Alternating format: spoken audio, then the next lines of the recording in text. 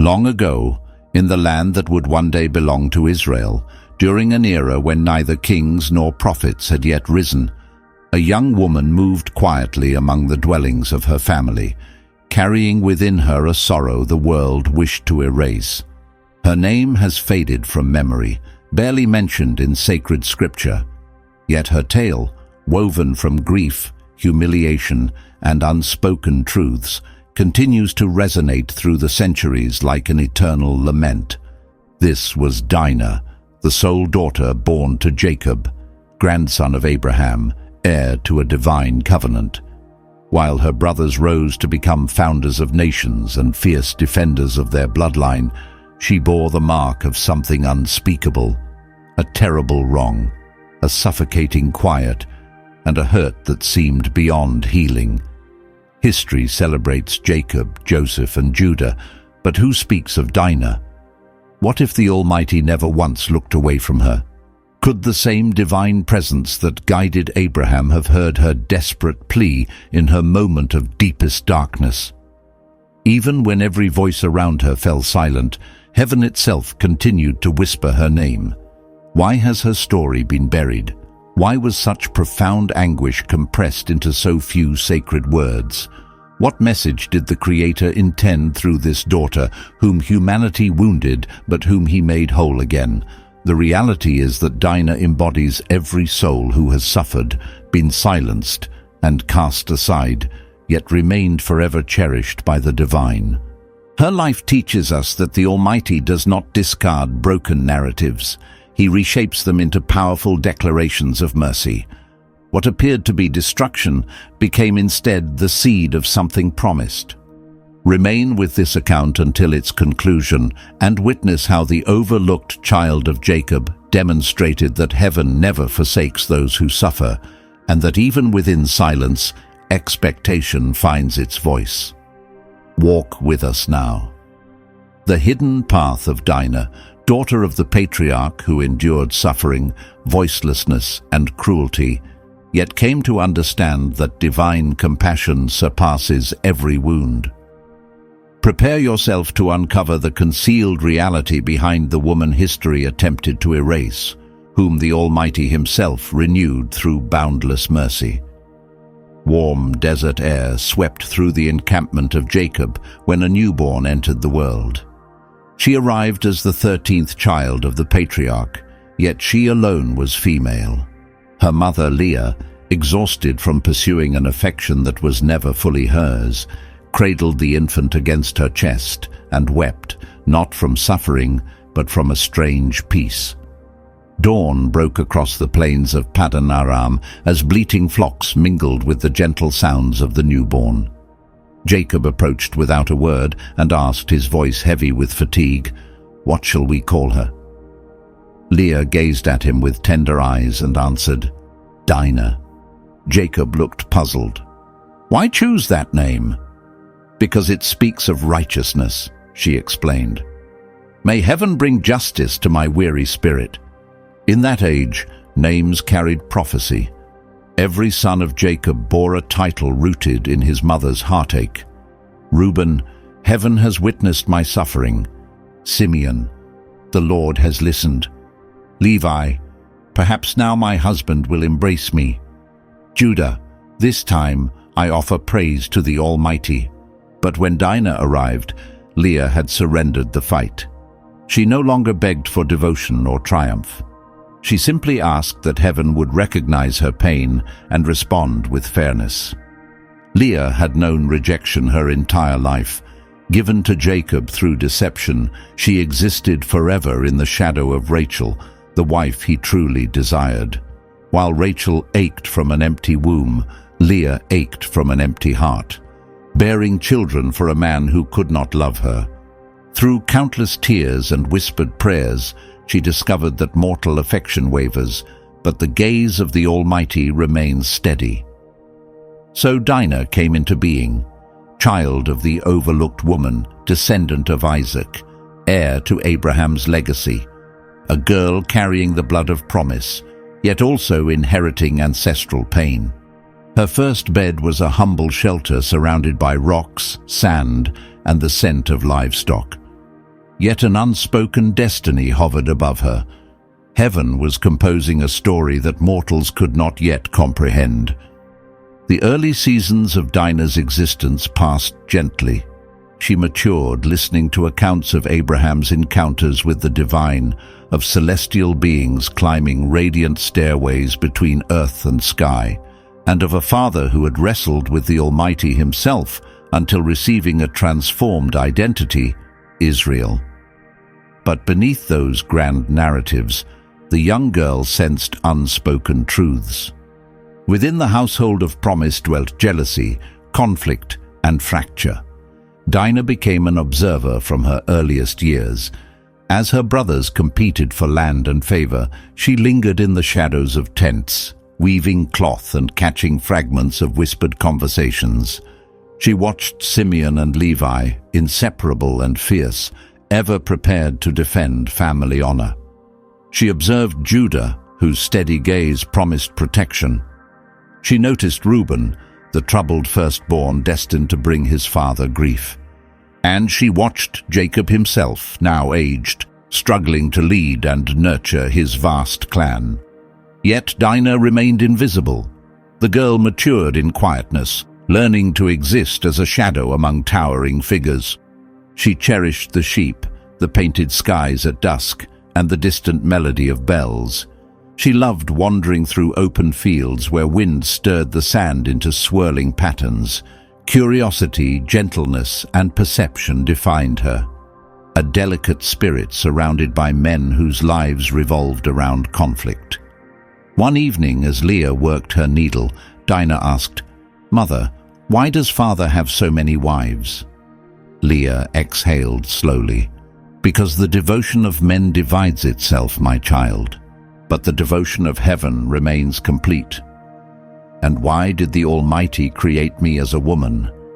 A sorrowful smile crossed Leah's face. "Because heaven required someone capable of holding all our hearts together." Those words stayed with Dinah. They lingered in her mind like a sacred murmur, preparing her to recognize years later that her existence would be anything but ordinary. Her name, Dinah, resonated each time someone spoke it. A constant reminder that the Almighty stands as protector and advocate for those who suffer. And though she was merely a young girl living among shepherds, her fate was woven into heaven's greater design of restoration. Within Jacob's encampment, seasons moved with the unhurried rhythm of grazing animals. The boys transformed into grown men, mastering the arts of bargaining, battle, and guarding their household. Dinah was blossoming into womanhood, observing the moon grow full and fade again above the wilderness, wondering whether the lands beyond distant peaks might offer something different.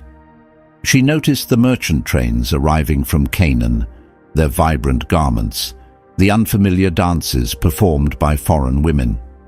Deep within her stirred an innocent yet perilous longing to discover what existed past the boundaries her father had drawn. Leah, perceiving this restlessness, cautioned her, "Remain near our dwelling, Dinah. The outside world shows no mercy to daughters of our people." But Dinah, driven by her inquisitive nature, trusted that goodness could dwell in human hearts. She could not foresee that the very world calling to her would shatter everything she held sacred. In their household, each day unfolded between divine assurances and mounting strain. Heaven had guaranteed Jacob countless offspring, yet every blessing arrived shadowed by sorrow. Dinah possessed no prophetic gift, but intuition stirred within her. Something in her future would be inscribed through weeping, not from faithlessness, but to unveil the immeasurable depth of sacred mercy. When darkness fell, Leah offered silent supplications while watching her daughter rest. "Almighty," she breathed, "let her name be remembered not for disgrace, but for your righteous purpose." As the oil lamp's glow trembled inside the tent, it seemed heaven itself responded through the gentle movement of air. "I have heard you, woman whose eyes carry exhaustion, and though the world may steal your voice, I will restore it when the moment arrives. Dinah matured, carrying this sacred intuition, cherished by the divine yet overlooked by mortals. And so, accompanied by rushing winds and the low calls of sheep, a narrative began that would echo through generations, the account of a woman wounded by human cruelty, yet restored by heavenly righteousness. But that name, carrying the meaning of justice, would one day be screamed amid terrible wrongdoing, and only then would heaven disclose why she had received the name Dinah. "Mother, why does the wind shift its course without warning?" Dinah inquired, observing sand spiral upward before their shelter. Leah paused her needlework and raised her eyes. "Because wind, my child, mirrors existence itself. It travels wherever heaven permits and transforms when we anticipate it least." The passing days had grown tranquil in Canaan. Following reconciliation with Esau, Jacob established his camp on territory he had purchased near Shechem. Flocks wandered across expansive meadows. Workers performed their duties with contentment, and it appeared the household of Israel had finally found respite. Yet Dinah's spirit continued searching for something she could not identify. Throughout the encampment, her brothers created constant commotion. Simeon and Levi disputed which of them would tend the most distant grazing lands. Reuben guided young Joseph in fastening sandal straps. Judah's humor drew laughter from even the most solemn servants. Each brother possessed power and character, and all sought somehow to demonstrate their worthiness of their father's favor. Dinah, the lone daughter, observed everything without speaking. She acquired domestic skills from her mother, twisting wool into thread and preparing bread. But nothing captivated her more than the tales Jacob shared beside evening flames. "Father, did a heavenly being truly struggle against you?" she once asked, her gaze bright with wonder. Jacob offered a faint smile, as though recalling an ancient ache. "Indeed, daughter, and I departed with a wounded stride but carrying blessing. Sometimes the Almighty touches us and leaves impressions so we never forget His presence." These words embedded themselves permanently in Dinah's soul. Perhaps this explained why she recognized in her mother's wounds and her brother's harshness not merely difficulty, but also evidence of divine encounters. The girl advanced in years, gradually becoming an inquisitive and striking young woman. Her features echoed Leah's youthful appearance, but her eyes carried something distinctly Jacob's own, unwavering, profound, searching. Life in Canaan followed simple patterns. Morning arrived with shepherds summoning their animals, and twilight brought the fragrance of smoldering timber. Countless stars decorated the heavens with silent assurance, and traditional melodies rose from servants gathered around crackling fires. But while others appeared satisfied with this measured existence, Dinah felt her pulse quicken whenever the distant glow of Shechem caught her attention. "Mother, what are the young women like in that place?" she asked one afternoon while drawing a comb through her flowing hair. "They differ greatly from us," Leah answered with hesitation. "They adorn themselves boldly, move freely through public spaces, and remain ignorant of the divine protection we know." "Yet they appear joyful," Dinah whispered. "Not joyful, my child, merely occupied." "Those are separate things entirely," Leah responded, attempting to conceal her unease. Dinah pressed no further, yet her attention remained fixed on distant horizons. She yearned to witness, to listen, to understand. She longed to converse with other women, to uncover what lay past these shelters and the familiar narratives that concluded always at identical points. Heaven remains faithful, but the world holds danger. One morning, while drawing water, she encountered Judah returning from open fields. "Sister, why do your eyes always seem to gaze towards somewhere far away?" he asked with a grin. "Because my mind keeps wandering to places with unfamiliar pathways, dwellings, and conversations," she answered. Judah released a brief laugh. "Cities bring nothing but disorder. You have greater safety here. Father believes daughters of Israel require protection, guarding, perhaps confinement," Dinah murmured, the words escaping before she could stop them. Judah's expression darkened. "Confinement? Nobody holds you captive here, Dinah. That world beyond simply was not made for us." She dropped her gaze, yet her spirit refused to surrender. Weeks drifted past. The restored peace between Jacob and Esau brought harmony, though also a peculiar hollowness.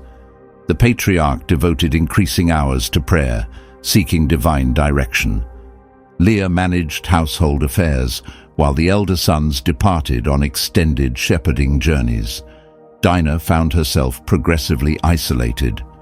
Occasionally she would speak to heaven in those quiet hours before dawn. "Almighty, what purpose do you hold for me? Why does this yearning to discover what exists beyond these boundaries consume me?" And gusts of wind carried her questions away, returning only empty stillness. Her soul struggled between duty and wonder. She understood the world could prove harsh, yet the unknown summoned her like a distant melody from a shepherd's pipe. One evening, feminine laughter from Canaanite women drifted through the darkness. "Mother, hear that?" she exclaimed with enthusiasm. "They are making music!" Leah peered anxiously from the tent opening. "Those are daughters of foreign soil." "Remain inside, Dinah. I only wish to listen briefly," she pleaded. "Listening excessively can guide us toward forbidden places," her mother cautioned with unwavering firmness. But Leah's warning arrived after the moment had passed. Something had already stirred awake within Dinah. The following morning she ventured slightly farther alongside servants gathering water. Their route descended toward a shallow depression filled with untamed blossoms. Far off, the fortifications of Shechem stood visible. Breezes delivered the fragrance of burning incense and feminine voices. Dinah let her eyelids fall shut momentarily and pictured herself among those strangers, moving gracefully, sharing laughter, speaking without restraint. "Someday I will encounter them," she breathed quietly. "What words did you speak, mistress?" inquired one attendant. "Nothing of importance, merely thinking aloud." That evening, rest would not come as her mother's caution replayed endlessly. The outside world shows no kindness to daughters of Israel. Yet something overpowered her apprehension, an unspoken summons, an inquisitiveness expanding like a concealed ember. Dinah's attention drifted toward Shechem. Oil lamps trembled within the shelter. Beyond the fabric walls, the breeze appeared to call her name. She inhaled deeply, attempting to dismiss that urging, yet failed. She sensed that the season of mere observation had concluded. "Almighty," she breathed, nearly in supplication, "would it be sinful to desire knowledge of the world you fashioned?" Silence was the only reply, and within that quietness, fate began its movement. "Tomorrow, for just an instant, I will venture past these dwellings," she declared, watching silver moonlight wash across the sandy hills. And the wind seemed to consent. "Only a single stride," she reasoned. "Only a single stride beyond this shelter," Dinah whispered to herself. Yet sometimes one stride transforms an entire existence. "Will it truly be only momentary, Dinah?" asked the servant, gripping an earthen vessel beside the water source. "I simply wish to observe the city women," she responded, straightening the cloth covering her head. "I give my word to return before the sun descends." Morning broke with brilliant intensity, scattering amber radiance across Canaan's landscape. In the distance, Shechem's walls rose upward, commanding and alive. The settlement seemed to throb like a beating heart, overflowing with sounds, aromas, and hues that stood apart from the quietude of tents. Dinah drew in a long breath. It felt as though all creation beckoned her forward. She walked through groves of olive trees and climbing vines, accompanied by two attendants. Along their path, she observed merchants trading aromatic spices, women balancing vessels upon their heads, and youngsters chasing one another through cramped alleyways. Everything appeared fresh, foreign, captivating. "Never have I witnessed such crowds gathered together," she remarked, her gaze stretched wide. "And those sounds, is that music playing?" "Indeed, mistress, they perform for their deities," one attendant explained. "Then multiple gods exist in this place," Dinah wondered. "Countless ones," the other whispered cautiously, fearful of causing offense. "Yet none compare to ours." The joyful sounds of Canaanite women filled the winding passages.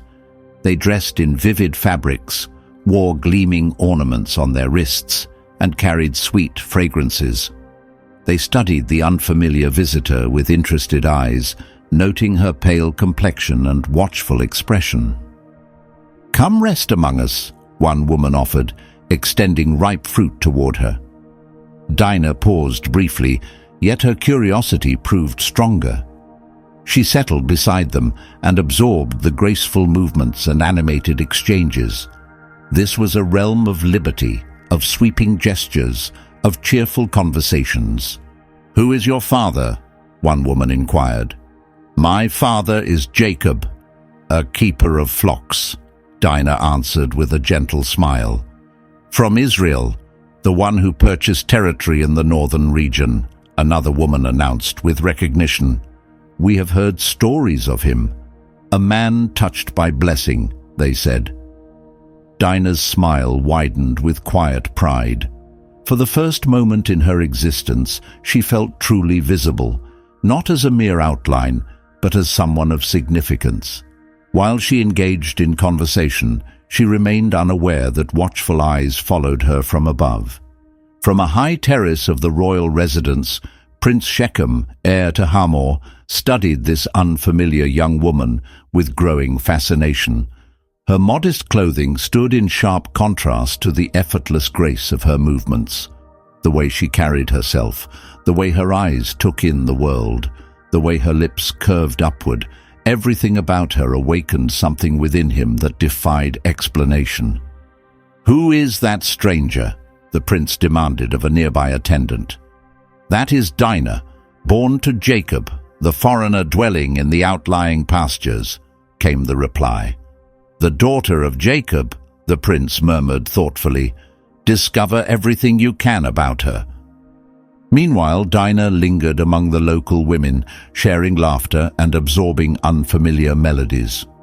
Their conversation wandered through topics of lunar cycles, marriage celebrations, fragrant oils, and woven textiles. "Do you spend your entire life beneath tent canopies?" one inquired. "Indeed, such is our tradition," Dinah confirmed. "We dwell within these fortified barriers, protected from harm. You ought to visit us more frequently," another suggested warmly. Dinah sensed warmth rising to her cheeks as this sense of liberty enchanted her. Here, nobody summoned her indoors. Nobody lectured her about worldly perils. Time slipped away unnoticed, and before she realized it, the sun had begun its descent. She rose hastily. "I must leave. My mother will grow anxious." "Return when morning comes," the women called after her. "We will guide you through the marketplace." Dinah gestured in agreement and departed with her attendants, though Prince Shechem's gaze never released her. Upon re-entering the palace, his pulse still thundered within his chest. "Father," he addressed Hamor as he entered the great chamber, "this day I encountered a woman unlike any before." "A woman?" the king responded with amusement. "Countless beauties have captured your attention, son. None resembled her. She possesses something rare, something untouched. She belongs to Jacob, the outsider. I must meet her properly." Hamar's brow furrowed with concern. "Those Hebrews refuse to blend with our people. Then I shall give them reason to reconsider," the prince answered, determination shaping his expression.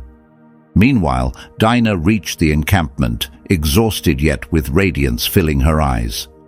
Leah stood waiting at the entrance of their dwelling. "Where did you wander?" she demanded, tension sharpening her words. "I visited the settlement, Mother. I encountered welcoming women, different from us, yet kind-hearted." "Dinah," Leah gasped, pressing her palm against her heart. "You should never have ventured there." "No harm came to me, Mother." She attempted reassurance with a smile. "I merely wished to witness what lay past the wilderness.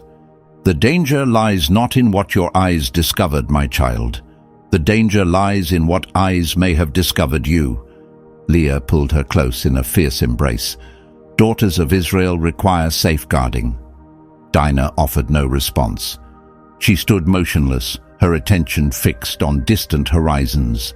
Somewhere deep within, something unfamiliar had taken root, an emotion blending wonder with bewilderment.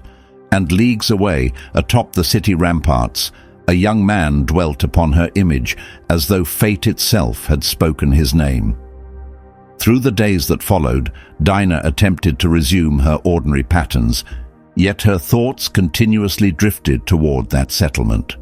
The vivid colors, the rich aromas, the welcoming expressions, everything seemed to beckon her return. And the prince, consumed by longing, began devising methods to encounter her once more.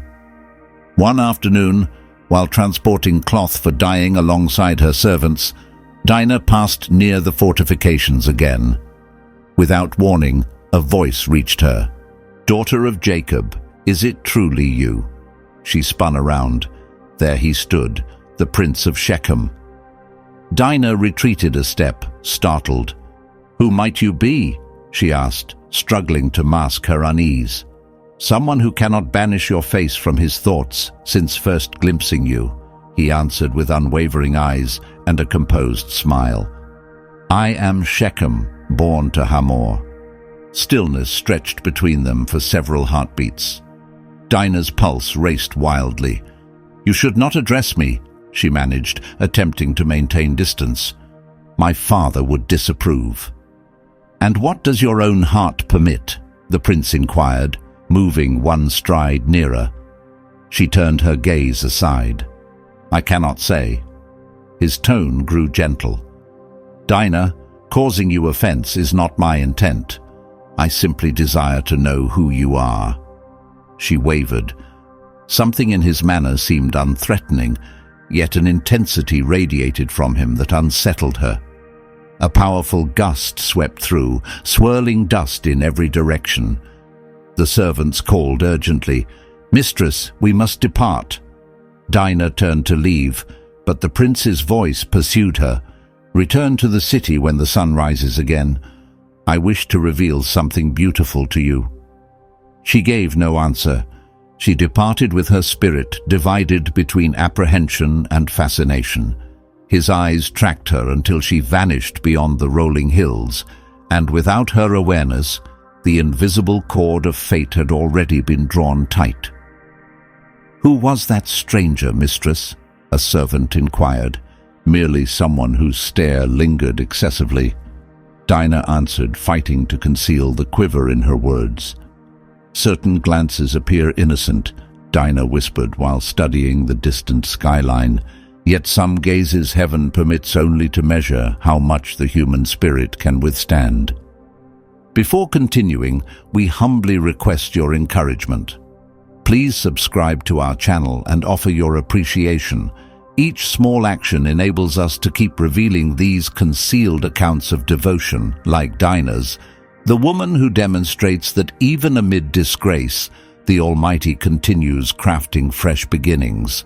Now journey forward and witness how Jacob's daughter was reshaped by the Creator's own hand. "What causes your hesitation, Dinah?" inquired one attendant, gripping the linen fabric draped over the young woman's head. He claimed his only wish was to show her blossoms in the courtyard grounds. "I understand, yet something feels unsettled," she responded, directing her gaze toward Shechem's entrance. "You gave your word it would be brief." Daylight was already surrendering to the pastures. The skyline blazed with crimson, and distant pipe melodies intertwined with the sounds of grazing animals. The atmosphere carried scents of burning incense mingled with earth. Dinah inhaled deeply. The settlement appeared peaceful, yet heaviness pressed upon her as though the very air sought to restrain her steps. Shechem waited beside the fortification, clothed in pale fabric, his eyes filled with resolve. "I feared you would not appear," he remarked with a smile. "I came solely to view the gardens you described," Dinah stated with firmness, though her pulse thundered. "Then follow me. The path is short." They traveled through climbing vines and silver-leafed trees. The prince spoke, striving to project composure, yet his gaze betrayed deeper currents. Within them swirled both reverence and hunger. "Never have I encountered anyone resembling you," he declared. "Something within your eyes leaves me defenseless." "I am merely a shepherd's child," she responded, averting her face. "Nothing remarkable exists in me. There dwells far more than you recognize." He advanced gradually. "Your deity must possess great generosity to have fashioned you thus." Dinah stepped backward. "Shechem, speak no further. We should return. Darkness approaches. Remain, I implore you." "Only moments longer," he persisted, his fingers finding her hand. That contact suspended time itself. Dinah sensed her heart striking her chest like a war drum. She desired to withdraw her hand, yet his grip held firm. "My affection began the instant I beheld you," Shechem uttered, trembling. "I cannot bear losing you." "Affection? You scarcely know my name," she protested, struggling to break free. "Release me." But Shechem's impulse overwhelmed his judgment. Desire clouded the prince's mind, and what commenced as tenderness transformed into brutality. Dinah's cry pierced the evening air and dissolved across the empty fields. The attendants, positioned far away, heard nothing. The wind ceased. Not even shepherds perceived what unfolded beneath the fading twilight. The moon ascended gradually, casting pale light upon the earth like a voiceless observer. And stillness descended, crushing, vast, sacred, and horrifying. When everything concluded, the prince drew ragged breaths, bewildered. Dinah wept without sound, her face pressed toward the soil. "Forgive me," he stammered. "Causing you harm was never my purpose. My devotion to you is true. I pledge to cherish you and claim you as my bride." Yet no utterance could undo what had transpired. She rose gradually, her covering torn, her gaze hollow. "You have taken what you possessed no right to give," she spoke, her voice fracturing. "You cannot comprehend your actions." Shechem collapsed to his knees. "I beg you, do not despise me. I will speak with my father." "I will act honorably," he pleaded, reaching toward her feet.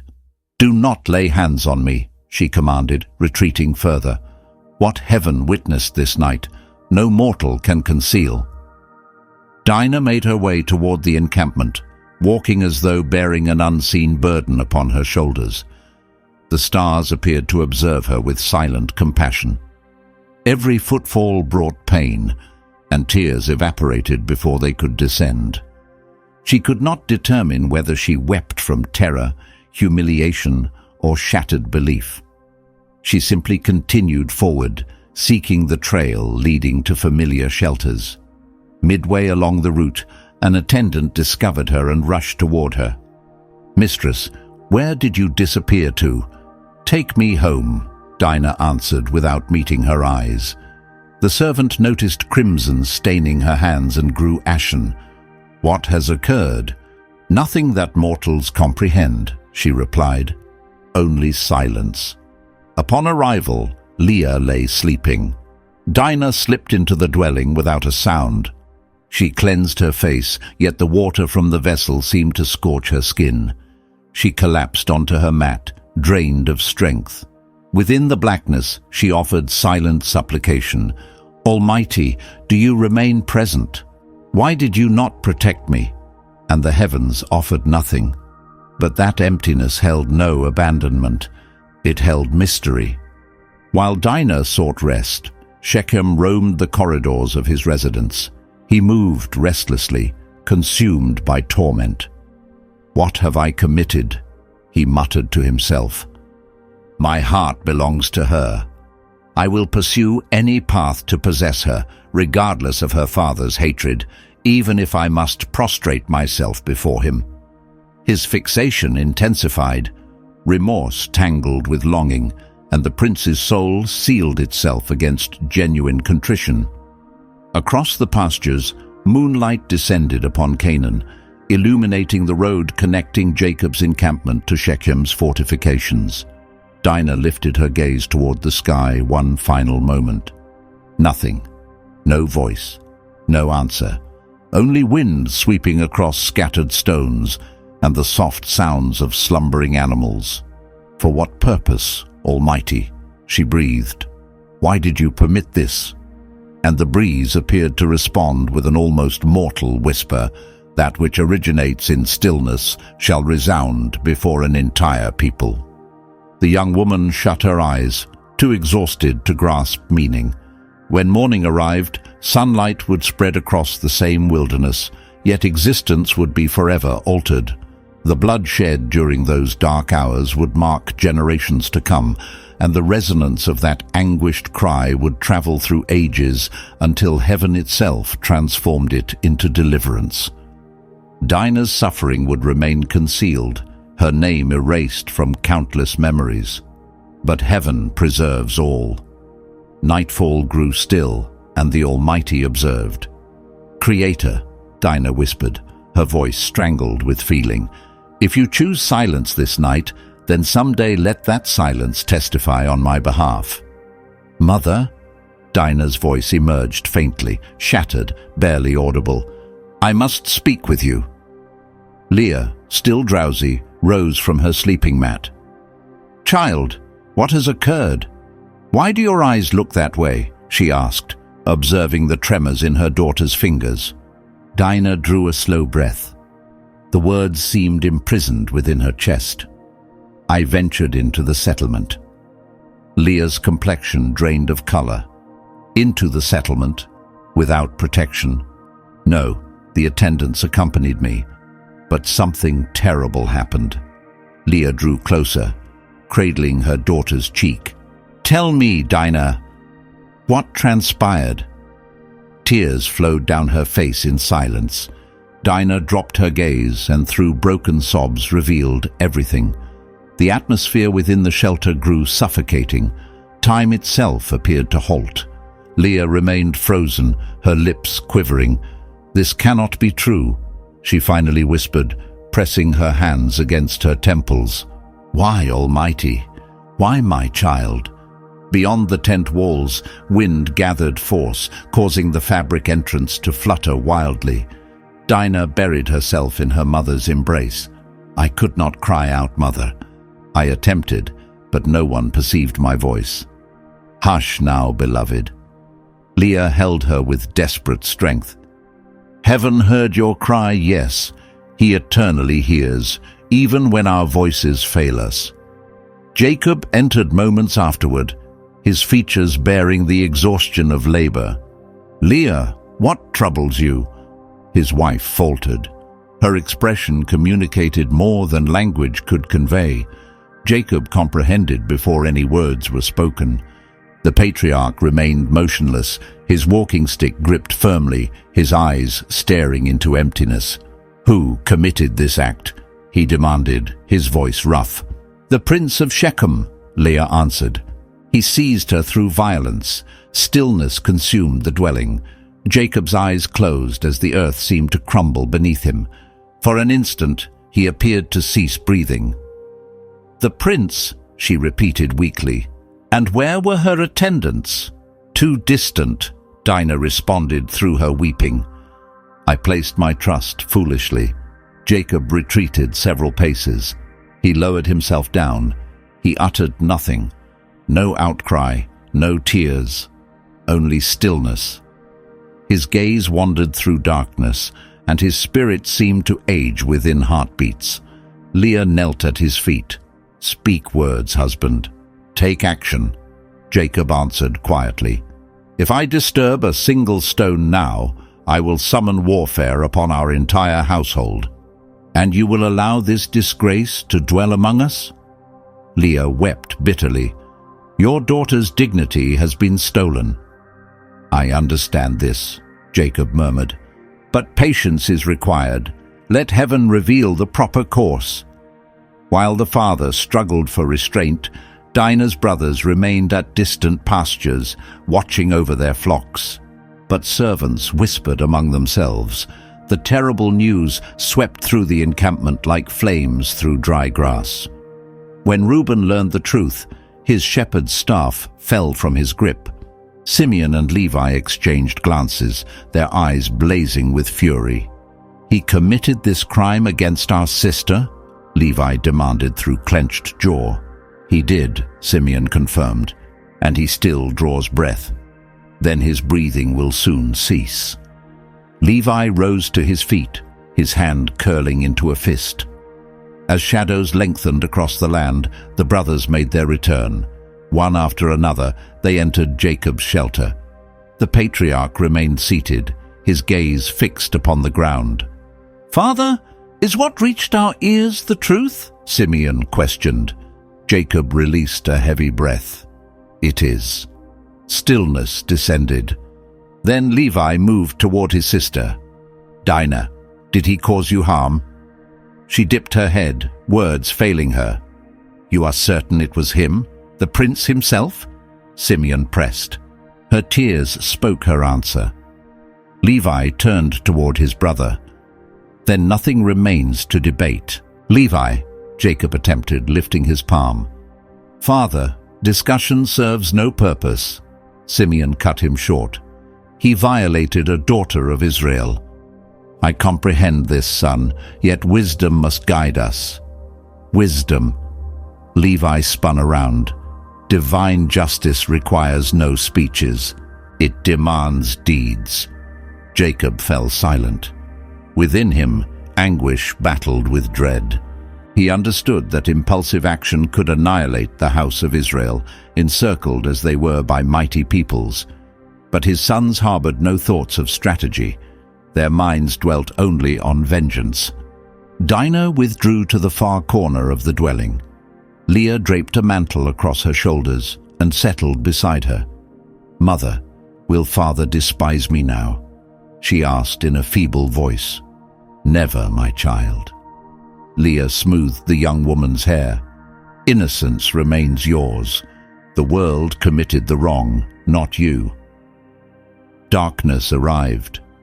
Beyond the tent, men gathered in clusters, speaking in low tones. Torchlight danced across faces contorted with rage. Simeon honed his weapon's edge. Levi murmured quiet prayers, beseeching heaven to direct his retribution. "Brother, Jacob wavers," Levi observed. "But my resolve will not falter." "Nor will mine," Simeon answered. "Let Shechem discover what befalls those who defile a daughter of Israel." Leah listened, terror gripping her. "You must not pursue madness." She cried out, rushing toward them. "Sufficient agony already fills this household." "Mother, he must face consequences," Levi responded without turning. "Consequences through greater suffering? Is that your desire?" Leah wept. Violence answering violence. Simeon lifted his gaze. "Our sister's blood already screams from the soil, Mother. Someone must provide an answer." Jacob emerged from the dwelling and positioned himself before them. "Cease this," he commanded, his voice carrying across the camp. "No action will occur until I have spoken with Hamor." "Spoken?" Simeon repeated with bitter mockery. "You intend to converse with the man who brought shame upon our sister?" Jacob stepped closer, standing resolute. "I lead this household as patriarch, and heaven will hold me accountable if I act before the appointed time." Quiet returned, yet it was a strained quiet, thick with restrained wrath. Within the shelter, Dinah sobbed against her mother's chest. "Mother, "Why has the Almighty grown distant?" she asked. "Has he cast me from his memory?" Leah raised her face, tears pooling in her eyes. "No, child." She clasped the young woman's fingers. "Heaven never abandons. Sometimes stillness prevails, but only because something beyond our understanding is being prepared." Outside, Simeon and Levi withdrew, conversing in muted voices. "Father may choose silence," Levi declared, "but such a choice is denied to us." "Not while Israel's dignity lies wounded," Simeon agreed. Evening winds swept between the dwellings, snuffing several flames. Leah sealed her eyes and breathed a prayer. "Almighty, do not permit the son's hatred to destroy what little remains of us. If the father selected silence, brother," Simeon spoke, his expression hardened, "then blood itself will speak in his place." "Riders approach, father," Reuben announced from the entrance. "They journey from Shechem." Jacob lifted his eyes from his walking stick. His features grew stern. "Let them approach, then. Let them speak before the one who witnesses all things," the patriarch declared with steady voice. Clouds of dust gathered along the horizon. 4 figures advanced on camels draped in elegant fabrics. Leading them rode a man with a silvered beard and shrewd, measuring eyes. This was Hamor, sovereign of Shechem, father to the prince who had wounded Dinah. Trailing behind came Shechem himself, head lowered, his royal garment torn as a gesture of remorse. Leah observed from a distance, heaviness pressing upon her heart. Dinah, still weakened, remained within the shelter, lying motionless and voiceless. Simeon and Levi stood rigid as stone, fists tight at their sides, flames dancing within their stare. When the visitors arrived, they descended from their mounts and lowered themselves before Jacob. "May peace rest upon you, Jacob, heir of Isaac," Hamor began, striving for a tone of reverence. "I approach on behalf of my son Shechem and all my people." Jacob offered no words. He merely inclined his head slightly, permitting the speaker to continue. "My son," Hamor explained while glancing backward, "acted terribly, driven by overwhelming desire, yet his heart has become captive to your daughter. His love for her is genuine, and he wishes to claim her as his bride." Simeon's hands tightened until his knuckles whitened. Levi stepped forward, but Reuben seized his arm to restrain him. Jacob maintained his unflinching gaze, revealing nothing.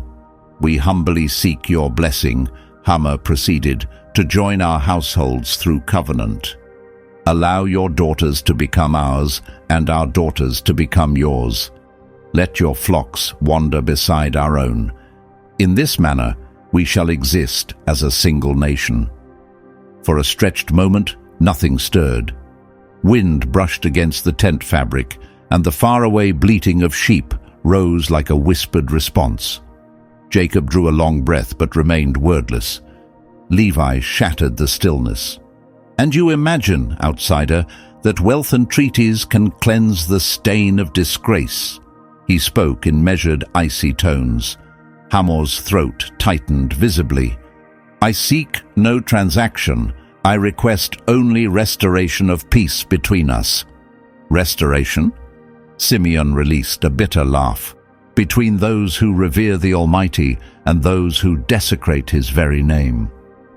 Jacob lifted his palm, commanding silence. "You have delivered your message, Hamor. Grant me time to search my own spirit before I render judgment." Shechem then advanced, removed his outer garment, and dropped to his knees before the patriarch. "I have transgressed," he confessed. "I make no denial of my actions, yet I pledge before your deity that my devotion to Dinah is true. I do not beg pardon, I beg union. Name your demand: territory, silver, livestock, and I shall provide it all if you permit me to wed her." Leah, concealed behind draped fabric, pressed her hand against her lips to silence her weeping. Dinah, lying still, shut her eyes. Every utterance landed like a blade reopening wounds. Jacob studied the young man prostrate before him. Something genuine seemed present in his declarations, yet the burden of his offense outweighed any vow. The patriarch shifted his attention toward Simeon and Levi. "What counsel do you offer, sons of Israel?" he inquired with careful neutrality. Levi inhaled deeply. "May heaven render verdict between our peoples," he answered. "But if they truly desire alliance, let them first demonstrate reverence for the living deity." Simeon continued, "Let them undergo purification. Let every male throughout Shechem submit to circumcision as acknowledgement of the God our fathers served." Hamor appeared uncertain. "Every man circumcised without exception," Levi stated with unwavering firmness. "Only then will we accept their sincerity regarding peace." The ruler glanced toward his son. Shechem nodded with determination. "It shall be done," the prince declared. "No sacrifice proves excessive if it brings her to my side. Then return to your settlement and honor your commitment," Jacob pronounced solemnly.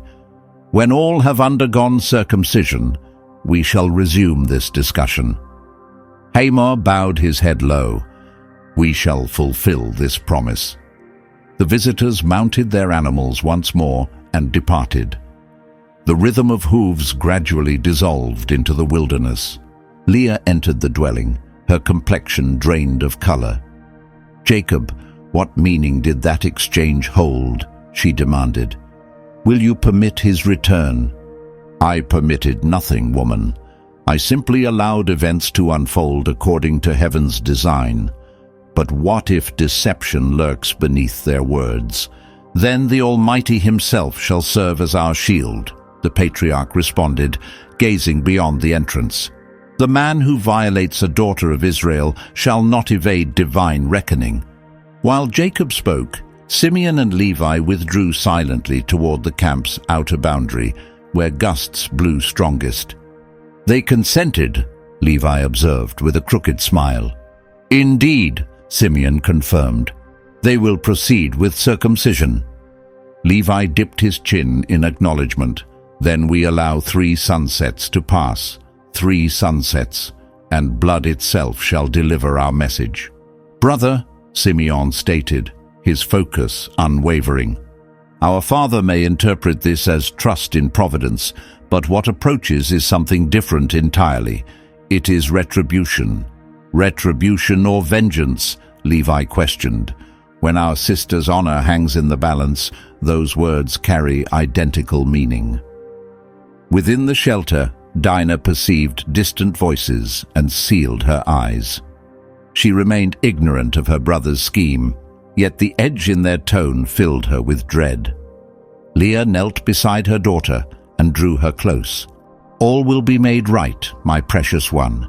Heaven stands beside us." "Mother," Dinah whispered, "what if the mercy men offer proves false?" Leah breathed slowly. "Then the Almighty will expose whatever truth hides beneath their promises." Beyond the shelter, dusk descended. The sun retreated behind distant peaks, painting the heavens in shades of crimson, the very crimson that would soon blanket the territory of Shechem. 3 sunrises remain, Levi," Simeon uttered without warmth. "And when that 3rd dawn arrives, mercy will wear a different face." "Is everything prepared, brother?" Levi inquired, tightening the leather strap at his waist as morning light crept over the ridges. "It is," Simeon confirmed. "They convince themselves that tomorrow we become one nation. They cannot fathom that this agreement carries no divine blessing." Jacob's encampment lay hushed. Women attended to grazing animals, servants scrubbed clay vessels clean, and Dinah remained hidden within her dwelling, oblivious to her brother's intentions. Jacob, weary beyond measure, sought heaven alone. He pleaded for clarity, yet the sky offered only stillness. That same morning, the males of Shechem assembled in the central gathering place. Hamor, their sovereign, mounted a raised stone and addressed the multitude. "People of Shechem, The descendants of Jacob extend covenant to us. Their daughters shall become our wives, and ours shall become theirs. We shall know harmony and abundance." Murmuring rippled through the assembly. "And what cost accompanies this union?" demanded one elder. Hamer extended his arm upward. "The cost is straightforward. Every male must undergo circumcision as demonstration of allegiance to their deity." Momentary silence hung over them. Then voices began expressing agreement. "If this binds us to the Hebrews, the sacrifice proves worthwhile," declared a tradesman. "Indeed, their herds and territories are vast," another added. "Together, our strength multiplies." The crowd voiced approval. Prince Shechem beamed, convinced that divine favor approached. While the settlement readied itself for the ceremony, Simeon and Levi observed from elevation, perched upon a distant rise. "They actually embraced this deception," Levi remarked, scorn barely hidden in his words. "Thus does human arrogance transform into a snare," Simeon answered. "Righteousness commences when the deceiver finds himself deceived." "Righteousness or vengeance?" Levi questioned, wavering for the first moment. Simeon drew a slow breath. "The distinction resides within the soul, brother, and mine has suffered wounds too deep to recognize the boundary between them." When afternoon arrived, Hamor and Shechem returned to Jacob's encampment. They carried offerings, luxurious textiles, fragrant oils, pressed olives, and gleaming silver. Jacob received them from his seat, his sons positioned at either side. "We deliver what was promised," Hamor announced. "Our people stand prepared for the sacred mark of your deity." Jacob studied the expressions of Simeon and Levi. They held unwavering gazes, concealing the inferno of their fury beneath a mask of counterfeit tranquility. "If you fulfill your word," Levi responded, "we shall stand as brothers before the Almighty." "Let it be so," Hamor declared. "May this covenant bring eternal harmony." Shechem stepped toward Jacob and spoke with feeling. "My love for Dinah is genuine, and I vow to honor her completely. May this agreement erase my transgression." Jacob regarded him for a long moment. "May heaven perceive what lies within you, young man," he replied, "for mortals often see only what surfaces reveal." The visitors departed, filled with assurance. Levi waited until their camels vanished beyond the skyline. "Now our design unfolds," he stated, turning to Simeon. "3 sunrises, brother," came the reply. 3 sunrises, and our sister's voiceless suffering will finally speak. Inside the dwelling, Dinah perceived distant conversation and closed her eyes. Leah noticed terror shadowing her daughter's features. "What troubles you, my child?" "I cannot name it, mother, yet I sense something dreadful drawing near." "The Almighty will prevent it," Leah answered, struggling to trust her own words. "Place your faith in him, for he observes all things." Throughout the settlement, men readied themselves for the ritual. The clang of instruments echoed along narrow passages. Shechem surveyed the preparations with satisfaction, certain he was constructing a future. At that very hour, Simeon worked his blade's edge against rough stone, hidden in shadow. Every stroke was measured, exact, soundless. Levi approached him. "Have you truly resolved to proceed with this?" "I resolved the instant I witnessed Dinah return with her face marked by shame." He lifted his gaze.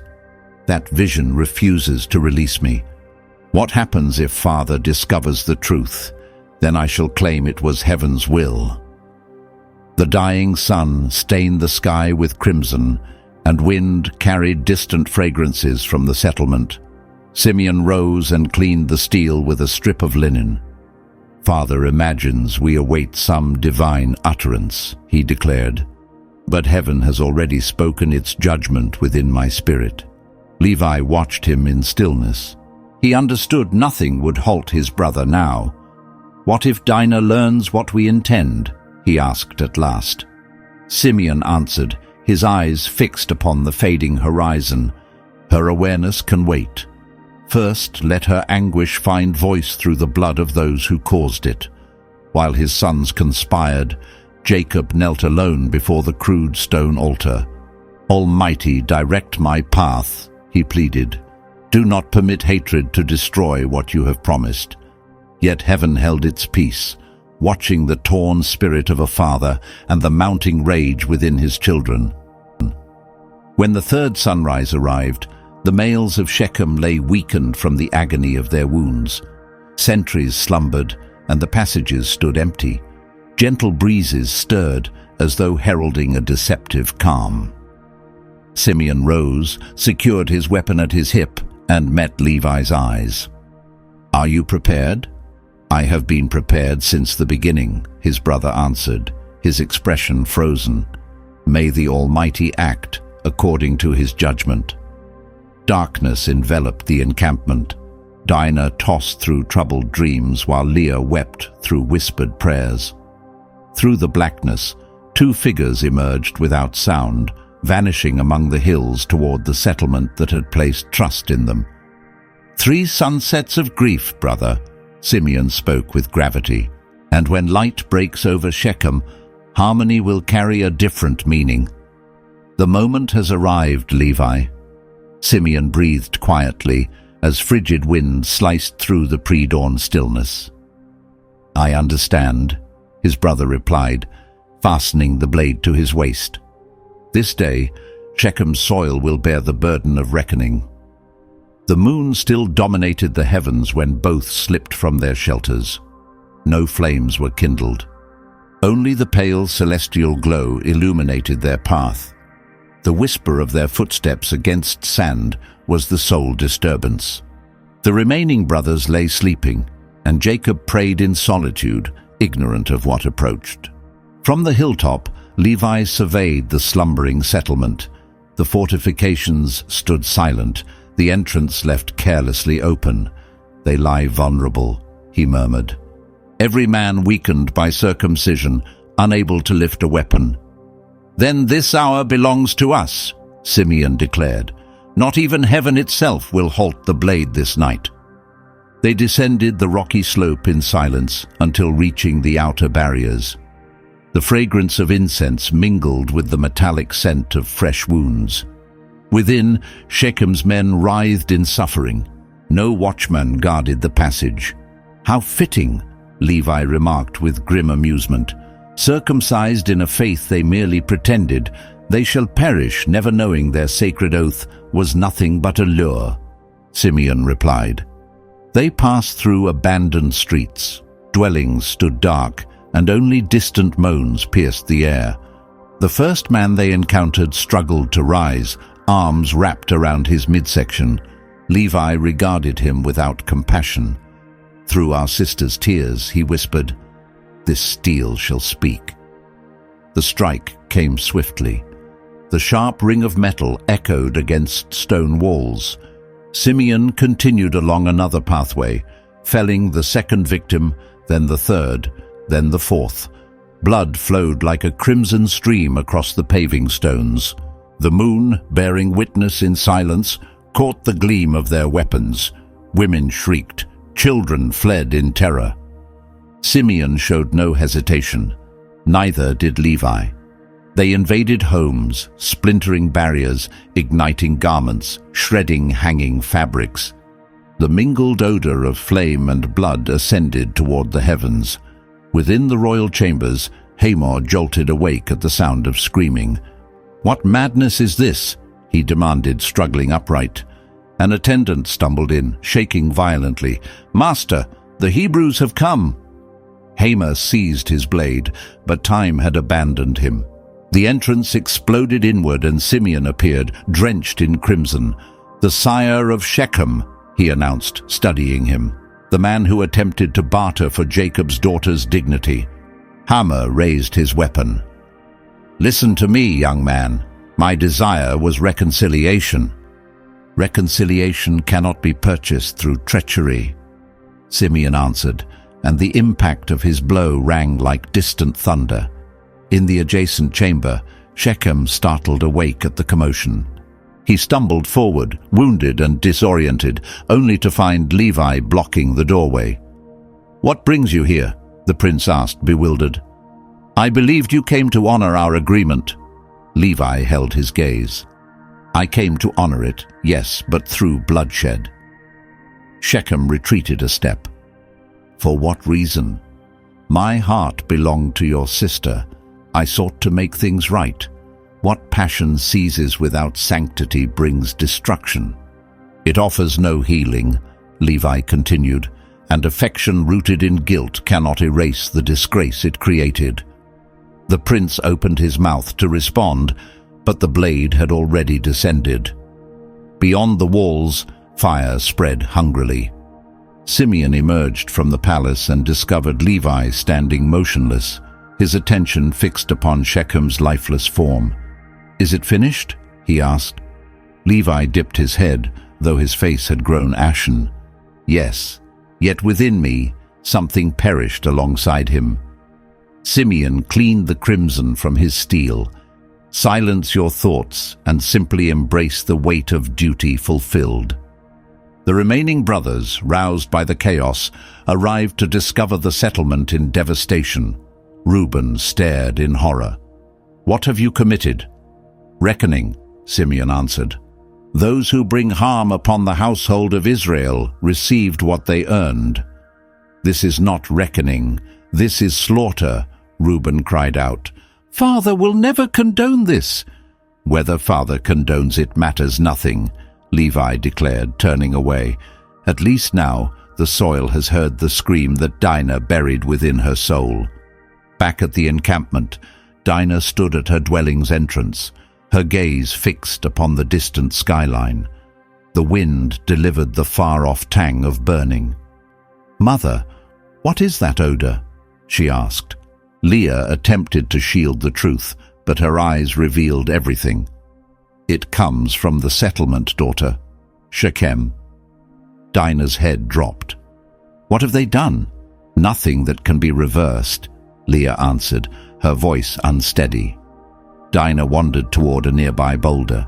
She remained there without speaking, watching dawn emerge.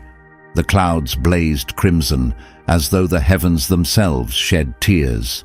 She recalled her father's words, "I will await heaven's appointed hour." Yet now she witnessed that the men had refused to wait. Simeon and Levi arrived later, drenched in sweat and stained with crimson.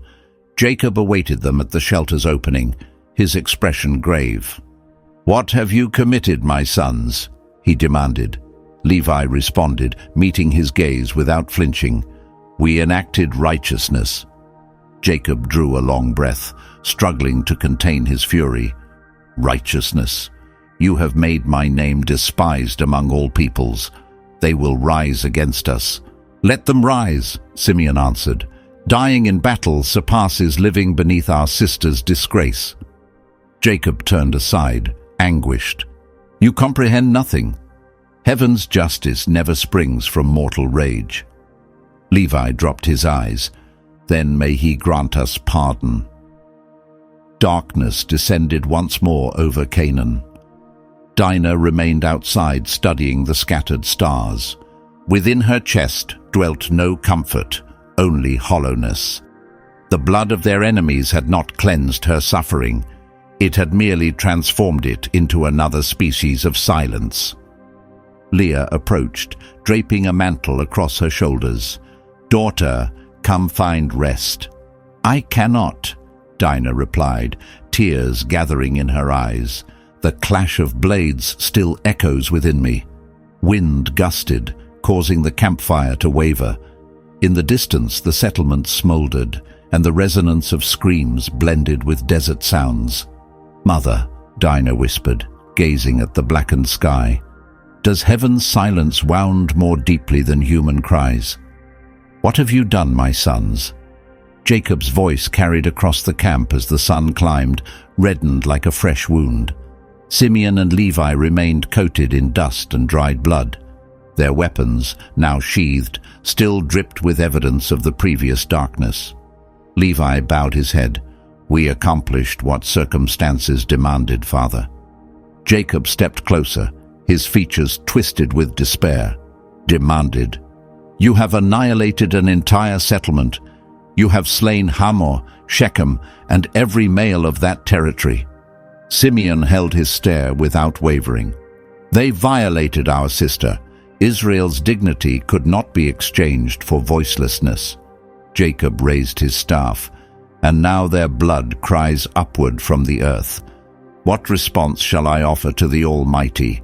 The entire encampment churned with commotion. Servants hauled textiles, vessels, and livestock seized from Shechem. Women and children wept, brought as captives. Reuben struggled to impose order amid the chaos, but the mingled scent of smoke and blood thickened the atmosphere. Leah observed from a distance, holding Dinah, who shook without sound. Mother, why did they commit this? Dinah asked, her voice strangled with emotion. From devotion to you, daughter, Leah responded through her tears. But devotion without discernment transforms into a weapon. Then I am the one who summoned this suffering upon everyone. Dinah lowered her face. Everything traces back to my failing. No, my child. Leah cradled her cheeks. The failing belongs to transgression, not to the one who endured it. Jacob surveyed the camp, the scattered plunder, and felt his chest constrict. You have brought calamity upon me, Simeon and Levi, he wept, tears flooding his eyes. You have made me detestable to every inhabitant of this region. The Canaanites and Perizzites will unite against me, and I, along with my entire household, shall be destroyed. The brothers stood mute. Levi tightened his fist, fighting back tears. Were we unjust? He asked.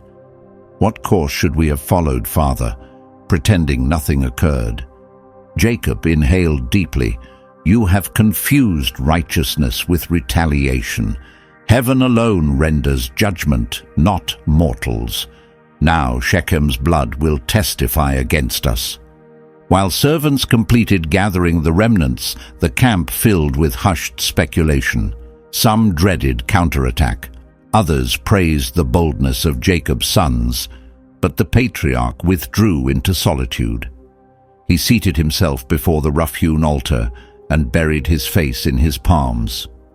Almighty, what path remains before me now? He murmured. I sought to await your guidance, yet my sons outpaced your divine intention. Within the shelter, Dinah sat wordless. The commotion beyond seemed to reach her from an immense distance. Leah wrapped a covering around her and spoke gently. Find rest, child. The Almighty still possesses power to reshape anguish into tenderness. What if such transformation lies beyond his desire? Dinah questioned, moisture gathering in her eyes. What if his silence stretches into eternity? Heaven never remains voiceless forever, Leah assured her. Sometimes he simply waits until the proper moment arrives to make himself known. Simeon appeared at the dwelling's entrance, uncertain. Mother, I must see her. Leah rose, her sharp expression unmistakable. Have your actions not caused sufficient damage already? I only wish to explain that everything was done for her sake, the son replied, his attention turning toward Dinah. Watching her endure such humiliation became unbearable. Dinah regarded him with sorrow filling her eyes. Brother, your deeds have not restored what was stolen from me. They have only shattered whatever tranquility remained in our household. Simeon opened his mouth to respond, but words abandoned him. He departed without speaking. Only the heavy rhythm of his footsteps against sand lingered behind. Beyond the tent, Levi approached Reuben. Father will never grasp our reasons, he declared, studying the faraway ridges. He grasps more than he reveals, his brother answered. His fear is that the blood we have shed will summon greater conflict upon us all. Conflict. Levi exhaled slowly. Perhaps that is precisely what awaits us. Evening surrendered to darkness.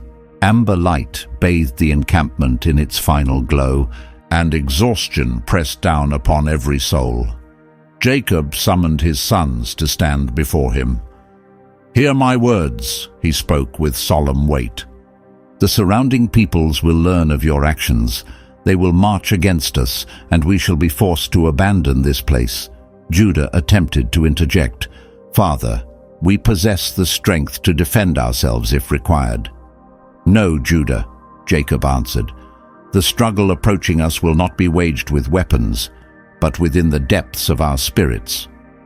Dinah absorbed her father's pronouncement and felt her chest grow tight. She stepped outside and gazed toward the horizon.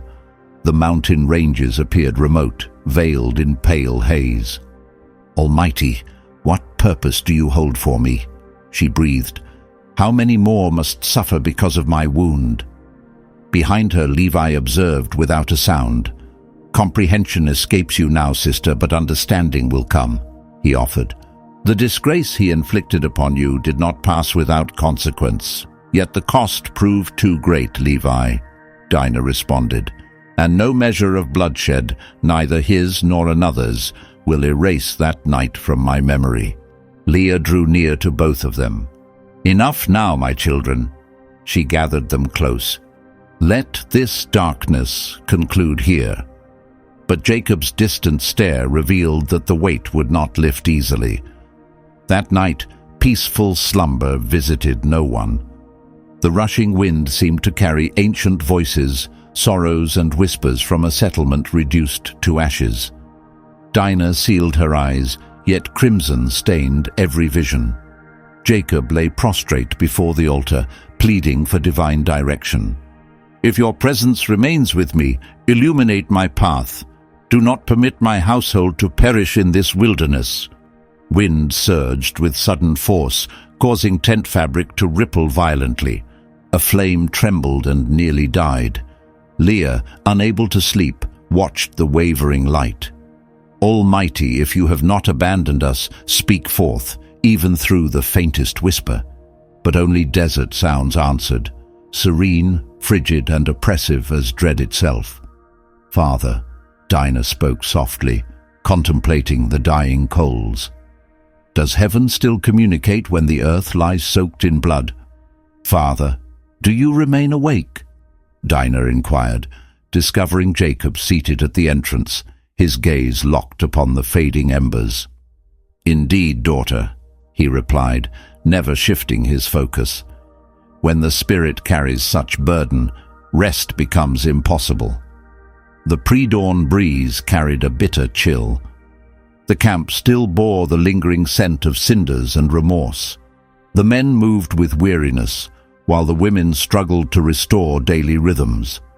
The carnage at Shechem had created a stillness more profound than any desert midnight. Dinah moved closer and settled beside her father. "Have the brothers found sleep?" Jacob asked. "They slumber, yet peace eludes them," she answered. "It eludes everyone." Jacob inclined his head gradually. Guilt is a weight no mortal can shoulder without eventually collapsing. For a stretched moment, neither spoke. The crackling flames provided the only sound. Then Jacob allowed his eyes to close. The wind ceased its movement, and through the stillness, a gentle yet commanding voice penetrated the silence. "Rise, Jacob, journey to Bethel, and construct an altar there to the deity who revealed himself when you fled from your brother Esau." Jacob trembled visibly. His countenance brightened as though awakening from profound slumber. "Father?" Dinah asked, alarmed. "What has occurred?" He lifted his face, tears streaming freely. "Heaven has spoken to me." His voice quivered. "We have not been forsaken."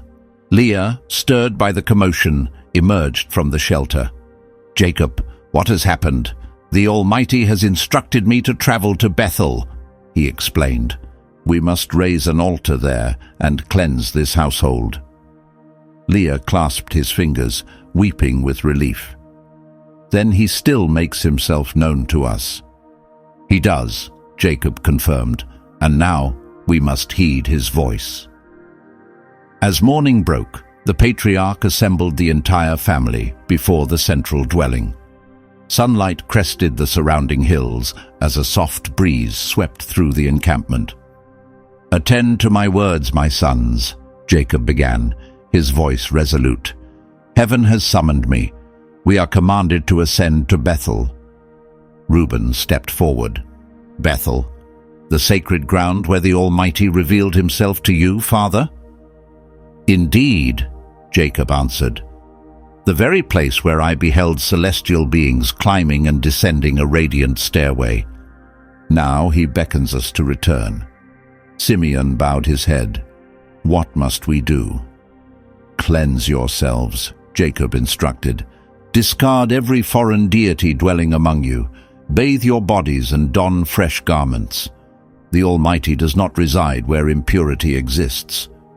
Leah glanced toward the women taken from Shechem. They exchanged uncertain looks and began removing charms, molded idols, and chains bearing Canaanite markings. Levi observed without expression. Jacob approached him. "Son, the moment has arrived to purify the hands that wielded the blade." Levi swallowed with difficulty. "My actions were for Dinah's sake." "I understand," the father replied. "But now, for heaven's purpose, release that burden." One after another, all brought their pagan possessions and laid them before Jacob. The patriarch carved an opening beneath a towering tree and buried everything within. "Let all that divided us from the Almighty remain in this soil," he declared, "and let only what is untainted journey with us to Bethel." Dinah watched from a distance, her spirit weighted down. She recognized in her father's movements a hope she had not experienced for what seemed an eternity. That ritual cleansing appeared to lift the heaviness from her own chest as well. Levi approached her carrying a water vessel. "Here, sister," he offered gently. "Refresh your face." She accepted, submerged her hands in the cool liquid, and allowed it to stream across her features. "Perhaps for the first moment, the water does not sting," she whispered. Levi's lips curved upward for the first occasion since the bloodshed. As twilight settled, an unfamiliar lightness permeated the camp. Flames from the evening fires blazed with renewed vigor. Jacob, kneeling before a standing stone, lifted his prayer. "Almighty, gratitude fills me that your gaze still finds me. Weakness overtook me. I permitted dread and hatred to govern this household. Yet your summons proves mightier than shame. Lead our steps and do not allow the bloodshed of yesterday to extinguish your design." Leah drew near, lowering herself beside him. "Jacob, such communion with heaven has been absent from you for so long." "I had simply forgotten the sound of his voice," the patriarch confessed, deeply moved. "Now I recall that restoration cannot exist apart from a sacred altar." Hours drifted past. Dinah sat alone facing the open pastures, contemplating the scattered stars. Leah approached and settled at her side. "Child, your father trusts this fresh journey will restore harmony. And you, mother, do you share that trust?" Leah breathed deeply. "I trust that the Almighty can remake even what has been violated. Only He possesses power to rename what the world has branded as disgrace." Wind surged with sudden strength, carrying the distant bleating of sheep. Jacob rose and called out with commanding voice, "Prepare yourselves! Tomorrow we depart for Bethel." Levi and Simeon exchanged glances. "Bethel," Simeon remarked. "Perhaps there our father will recover what we have destroyed." Levi responded with gravity. "Or perhaps there the Almighty will reveal how shattered we must become before healing can begin." That night, the encampment rested in stillness. But across the heavens, the Almighty was preparing a fresh beginning. The road toward restoration would no longer pass through weapons or weeping, but through an altar built on faith. "Father," Dinah spoke, gazing at the brilliant scattered lights above. Will heaven also receive the voiceless prayer of a daughter at Bethel? When do we depart, Father? Reuben inquired, gripping his staff. This very day, Jacob responded, his expression resolute. Heaven has issued the command, and delay is forbidden. The sun had barely risen when the camp stirred to life. Women gathered woven fabrics, men assembled the wandering flocks, and children observed the bustle with wide-eyed wonder. Yet before the journey commenced, Jacob rose before the assembled household and lifted his voice. Hear me now. Before we ascend to Bethel, we must undergo purification. No graven images, no possessions from Shechem's territory shall travel with us. The people exchanged silent glances. Surrender to me every item belonging to foreign deities, he continued. Wrist ornaments, pendants, carved figures, protective charms, all must be relinquished. The women approached individually, releasing before him small molded idols, rings inscribed with strange markings, and etched stones. Even certain servants, faces colored with embarrassment, produced hidden talismans they had concealed. Leah walked toward her husband and placed upon the cloth an aged necklace carried from her years in Paddan Aram. This belongs to what was, she spoke, lowering her gaze, and what was must remain buried in the earth. Jacob inclined his head.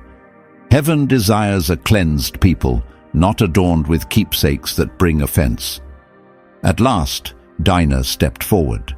She clutched a small fabric pouch threaded with golden strands. Within it rested a bracelet the Shechem women had gifted her on the day she ventured into their settlement. She stood motionless for a breath, studying the object.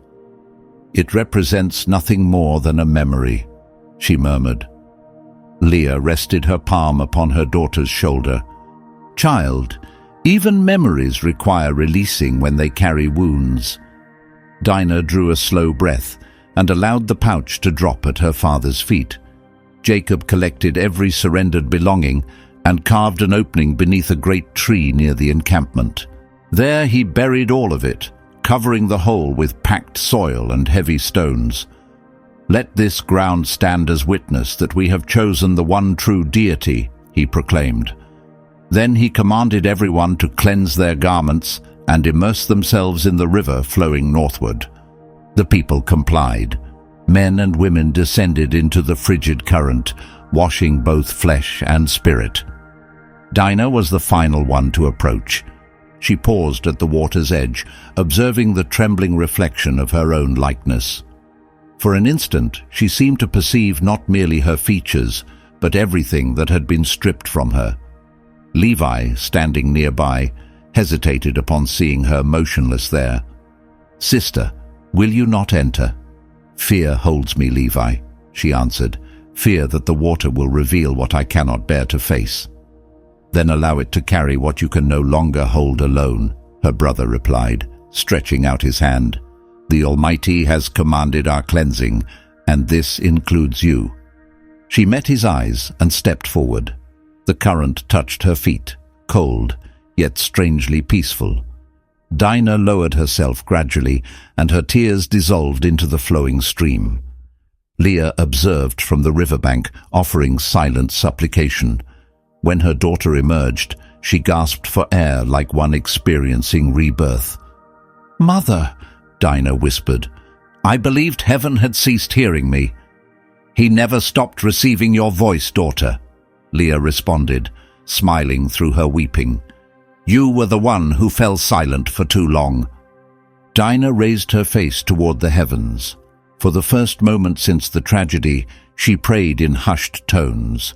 "Almighty, vengeance is not my request. I seek only stillness within. May your name dissolve my terror. May your compassion cleanse what the world has stained." Wind swept across the water's surface. Sunlight danced upon the current as though heaven itself were responding. Levi and Simeon watched from a distance, and one whispered, "She appears transformed." "No," Levi replied. "She remains herself. Only now her burden has grown weightless." When all had completed the ritual, Jacob gathered his family and declared, "Now we may proceed. No destruction shall touch us while we follow the one who summoned us." The people began their march, leaving behind the ground where idols slumbered beneath the earth. Dinah glanced backward one final time. "I shall never return to Shechem," she breathed. "Everything I once was remains buried there." Leah, positioned beside her, smiled gently. "And from this moment forward, you shall become what heaven intends you to be." As they climbed the pathway leading toward Bethel, the atmosphere felt altered. The crushing weight of guilt surrendered to a fresh lightness, almost sacred in nature.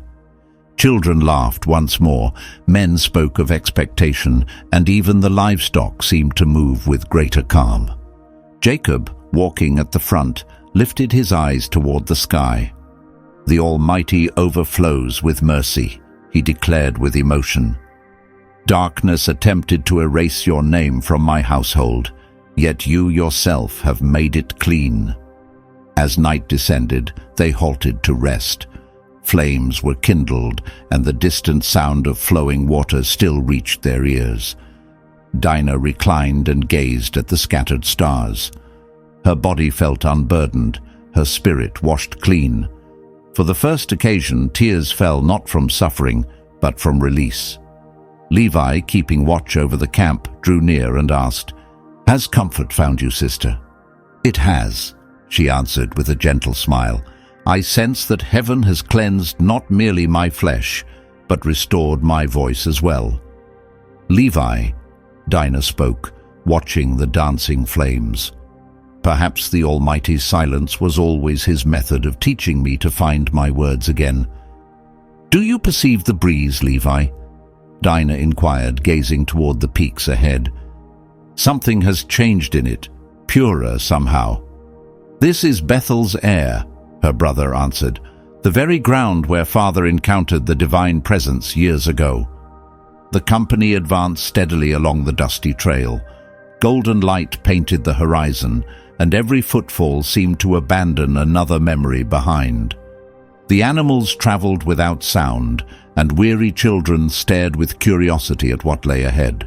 Jacob moved at the front, supporting himself with his staff. His silvered beard danced in the wind, and his steady gaze held both apprehension and expectation. "We approach our destination," he announced, pausing before a gentle rise. There, upon that very spot, the Almighty revealed himself when I fled from Esau. I was a solitary wanderer, and he vowed never to abandon me. And this day, despite countless failings, that vow remains unbroken. The gathering halted. No voice dared break the stillness. The quiet itself became an act of worship. Jacob lowered himself and began collecting stones individually. "Upon this ground I shall construct an altar to the deity who has remained faithful," he proclaimed. Leah drew near and positioned a stone beside the others. "This shall become the place where heaven dries our weeping." Simeon and Levi carried additional stones, heavy burdens that left their hands raw from labor. "Father, what name will you give this altar?" Levi asked. Jacob raised his face, his attention fixed upon the heavens. "El Bethel," he declared with strength, "the deity of the sacred dwelling."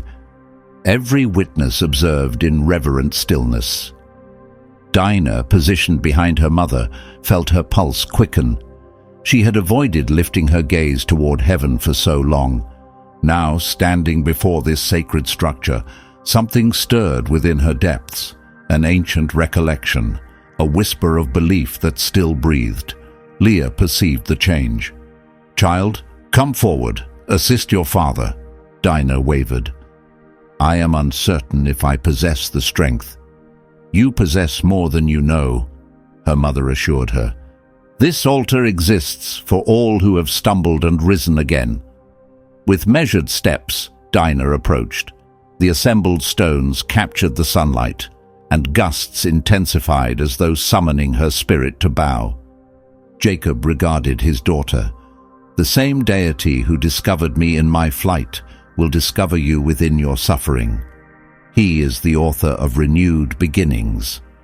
Dinah lowered herself beside him. Tears cascaded down her cheeks beyond her control. Father, there were moments I believed heaven had erased me from memory. Jacob rested his palm upon her head. Such thoughts once plagued me as well, child, but experience has taught me that heaven never forgets. Rather, we cease to hear. With unsteady hands, Dinah touched the altar's surface. The stones held coldness, yet within herself she sensed warmth, a presence tender and living. Her eyes closed, and the world grew hushed around her. Without warning, a voice, soft yet unwavering, resonated within her being. I watched you, daughter, even when every other voice fell silent. Dinah's eyes flew open, startled. She searched her surroundings, but no one had uttered a word. Leah observed her, smiling as though witnessing something sacred. Mother, did you perceive it? Dinah asked, her voice unsteady. Perceive what, child? A voice, unlike any mortal sound, as though the Almighty himself addressed me directly. Leah clasped her fingers, overwhelmed with feeling. Then at last he has shattered the silence. Jacob stood and presented an offering upon the altar, following ancient tradition. The fragrance of burning incense ascended toward the heavens, and the wind appeared to answer with a gentle whisper. The patriarch extended his arms upward. Almighty, you are the deity of Bethel, the keeper of promises that outlast disgrace. This day, I dedicate this household, this family, and this daughter before your presence. The people responded together, Amen. The sound reverberated across the hillsides. Dinah wept without sound, yet her tears now carried gentleness. She watched the sacrificial flames climb and reflected upon everything she had endured, the terror, the agony, the voicelessness, the shame. For the first moment, all of it seemed to hold meaning. Levi approached and placed his hand upon her shoulder. Has something shifted within you? Indeed, Dinah answered, smiling through her weeping. I sense that heaven still speaks my name. And what message did he deliver? Her brother inquired. He witnessed me, she replied, lifting her gaze toward the sky, even when no other eyes could find me. Jacob surveyed his sons and wife encircling the altar. Flames crackled, casting light upon their exhausted features. He smiled like one who has finally discovered rest. This altar is not merely assembled from rock, he declared. It is constructed from contrition and fresh starts. As sunlight surrendered to dusk, the family remained clustered around the sacred mound. Firelight reflected in their glistening eyes, and the atmosphere seemed saturated with holy presence. Dinah let her eyelids fall and offered quiet supplication.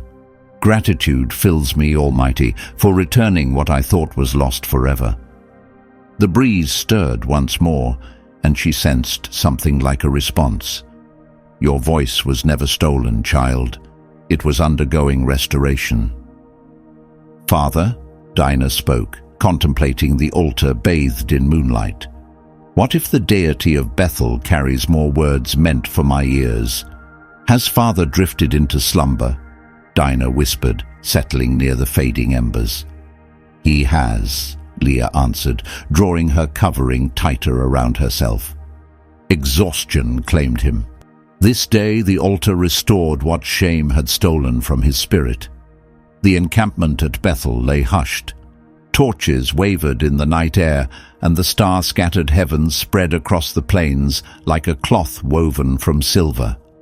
The brothers slept in a protective circle, positioned close to their shelters. Only the distant bleating of sheep and the gentle movement of foliage disturbed the quiet. Dinah studied the altar, still radiating warmth. its stones holding the last heat from the sacrificial flame. "Mother, I often wonder, does heaven reserve its voice only for men?" Leah's lips curved, her eyes heavy with drowsiness. "Heaven speaks to whoever chooses to listen, child." Yet I waited endlessly, and no answer came. Perhaps he awaited the moment when your spirit found bravery enough to receive his words. Dinah offered no reply. The breeze passed softly, lifting strands of her hair. Her mother's observation continued echoing within her, bravery enough to receive. Levi materialized from the darkness. "Sleep escapes you as well?" he asked, lowering himself beside his sister. "It does," she exhaled. "My thoughts circle endlessly around what has passed." "Which memories haunt you?" "All of them. The weight of blame, the fury, the dread." Levi fixed his attention on the glowing coals. "Then we share the same affliction. I too recline and see the faces of those my blade took." Dinah regarded him with surprise. "I assumed remorse was foreign to you." "Remorse consumes me," he confessed, his voice fracturing. "I simply cannot discover how to mend what lies shattered." She rested her palm upon his hand. "Perhaps mending cannot come through strength, Levi, only through pardon." "And who shall offer me pardon?" he wondered. "Our Father, the community, the Almighty." Dinah lifted her gaze toward the darkness above. "Pardon must originate within the soul. Only then does heaven find room to speak." Levi bent his head low.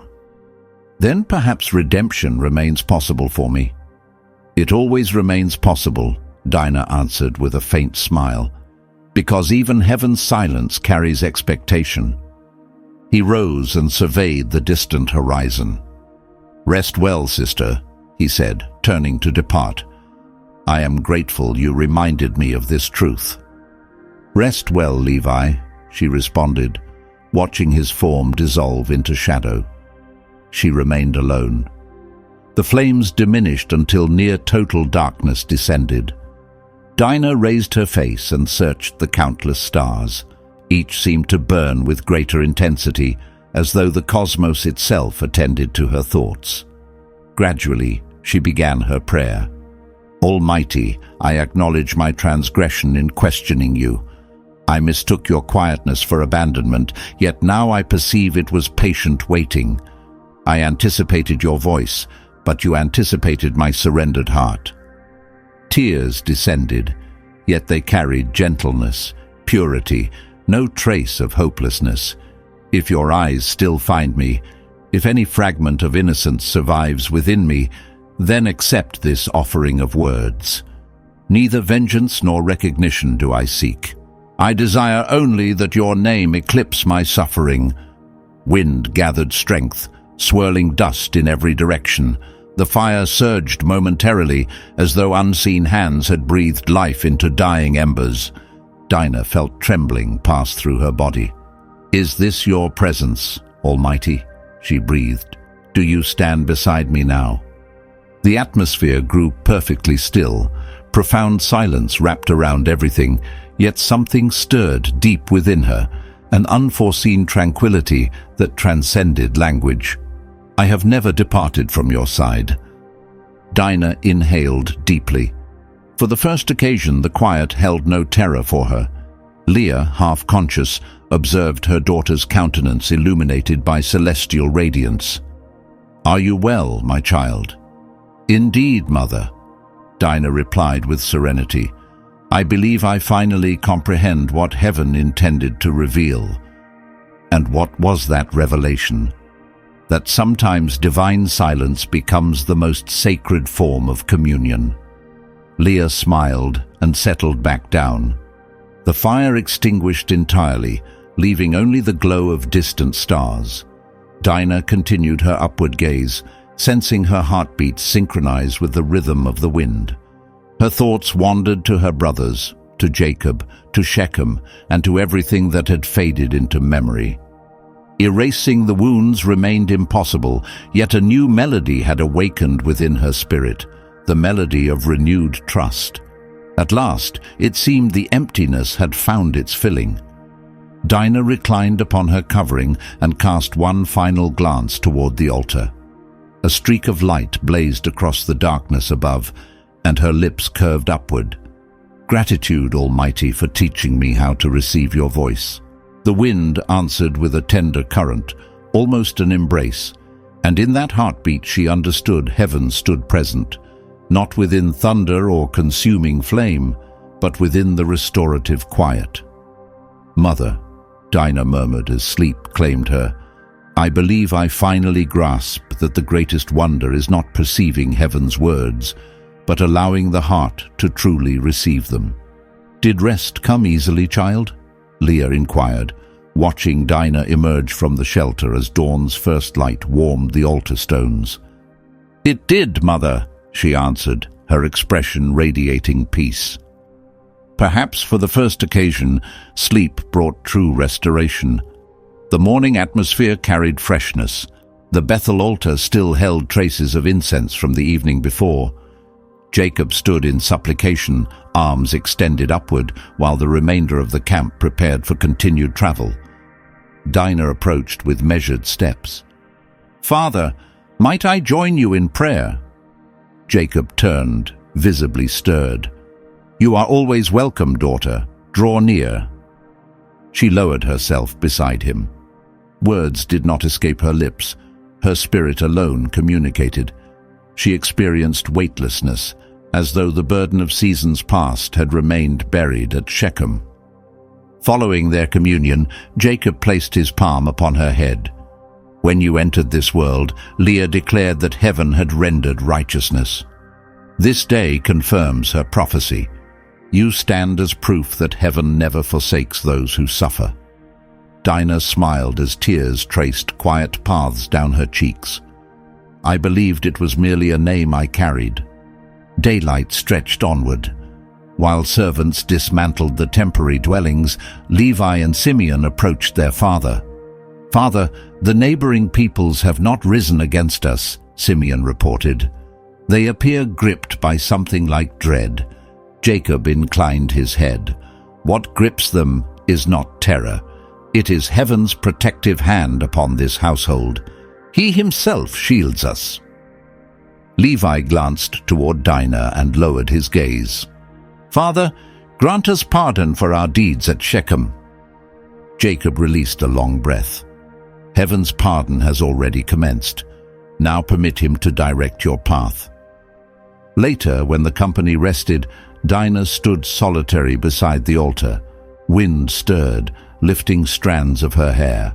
Without warning, she perceived a gentle sound, resembling a distant melody. "Who approaches?" she asked, turning quickly. Nothing appeared, only the breeze. Yet an unfamiliar serenity permeated the space. Her eyes closed, and within herself she perceived the identical voice from the previous darkness. "I have granted you a renewed voice, not for lamenting what has passed, but for bringing solace to those who still grieve." Dinah drew a deep breath.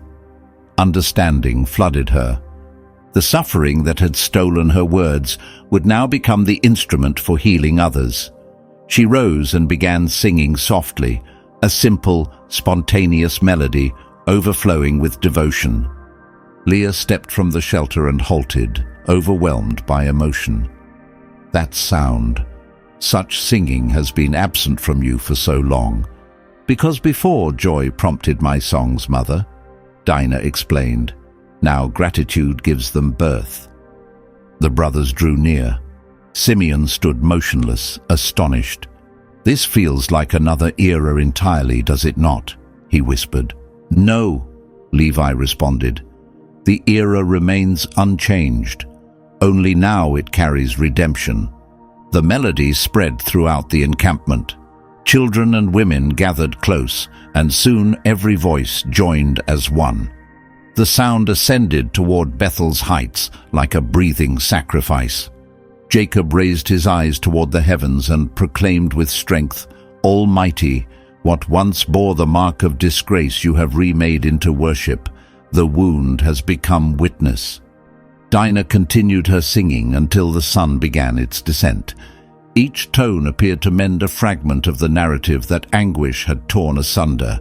When the final note faded, she knelt before the altar and through weeping declared, "Creator of Bethel, should anyone someday hear this melody, may they also encounter your compassion amid their suffering." Leah wrapped her arms around her daughter. "Now clarity comes to me, Dinah. Heaven's silence served merely as the pause before your voice found rebirth." "Mother," Dinah spoke, studying the distant skyline, "what if this renewed voice belongs not to me alone, but marks the beginning of something heaven will unfold in seasons to come? Mother." "And time has rushed past so swiftly, has it not?" Dinah wondered, observing the sun sink behind the ridges.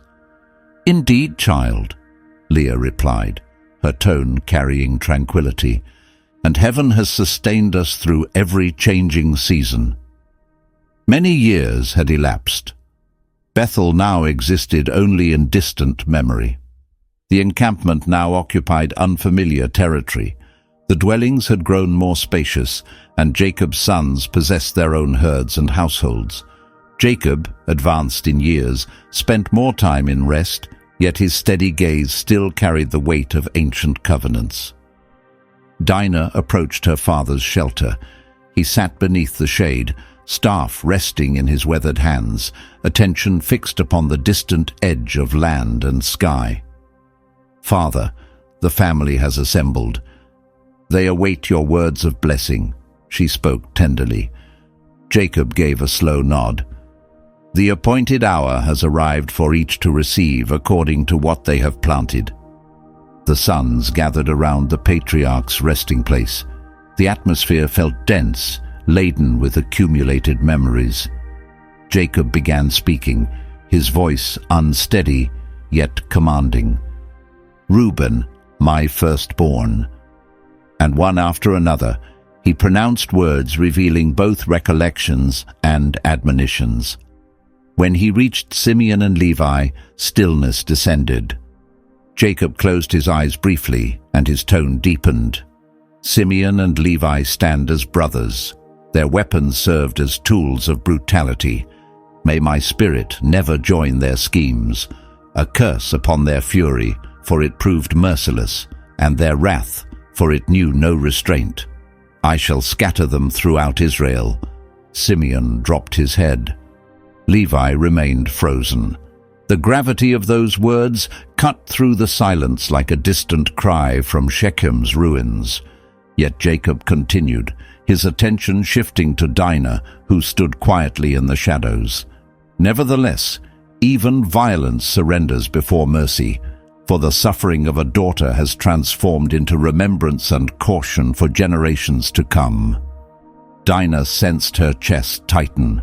Memories rushed forward in waves. The tent of disgrace, the voicelessness, the bloodshed, Bethel's sacred stones, the melody of pardon. Everything seemed both remote and startlingly present. Jacob beckoned her with a trembling hand. "Approach, Dinah." She drew near and lowered herself. "Daughter, wounds marked you but did not shatter you. The world attempted to silence your voice, yet heaven fashioned you into a voice for all who suffer." She clasped his hands as tears traced slow paths down her face. "Father, dwelling upon painful recollections holds no appeal for me. I desire our household to remember the deity who brought healing." "And so it shall be," Jacob answered. "For your vindication came not through the blade, but through the life that persisted." The brothers regarded her with newfound reverence. Levi stirred, stepping forward. "Sister, my attempt to avenge you was misguided. Now I comprehend that heaven's justice differs from the justice of mortals."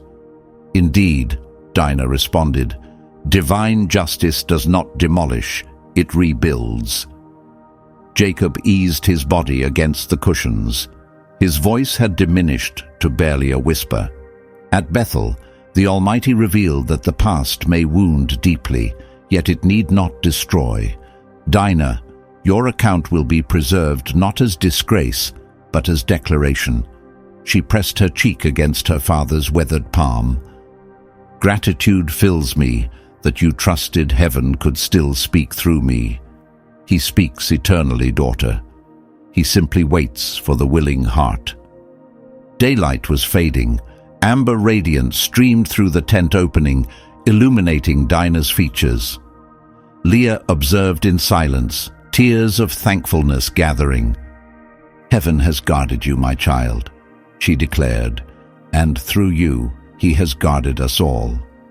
His faithfulness endured, mother, Dinah replied with a gentle smile, because only he possesses the power to reshape wounds into living faith. Beyond the shelter, animals called and children chased one another.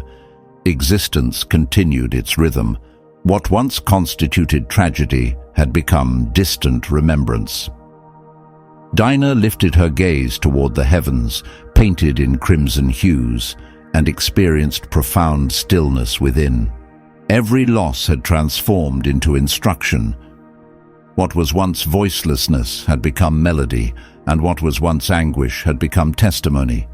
Jacob breathed slowly, contentment settling over him. The deity of Bethel proves faithful, he murmured. His promises endure, even amid devastation. Dinah inclined her head, fingers wrapped around his. The Almighty has restored what humanity demolished, Father, and that is the justice that outlasts all others. Wind swept through the dwelling, extinguishing the final flicker of lamplight. Dinah allowed her eyes to close, letting the tender breeze brush her skin. She recognized the identical presence from years past at Bethel, the deity who never forgets, who reshapes and renews. Father, Dinah whispered, watching darkness claim the sky. Understanding has finally come. Continuing to live was my vindication, and extending pardon became my justice. Seasons have turned, yet Dinah's account persists, not merely within sacred writings, but within the spirits of all who have ever been wounded, silenced, or cast aside.